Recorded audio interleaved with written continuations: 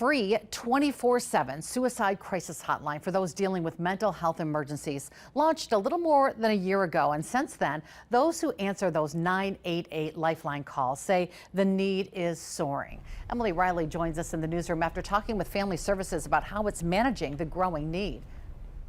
Cami, there's more than 200 988 call centers nationwide. As we've reported, the center serving all 72 counties in Wisconsin is here in Brown County.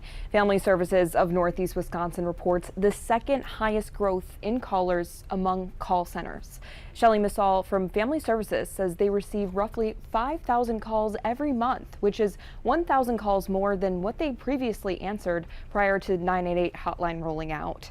Misal says the call center receives between 600 to 900 calls per month of those who choose to report being in Northeast Wisconsin, which she says is a significant increase in our area prior to the hotline. Misal says the volume of people reaching out keeps growing and they're adapting to keep up with that demand.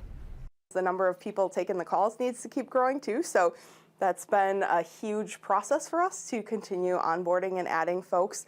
One of the things that we did to help accommodate that is we added remote counselors. Only 13% of Americans know about the hotline. Besides calling 988, there's also a text or chat feature to access help. Cami.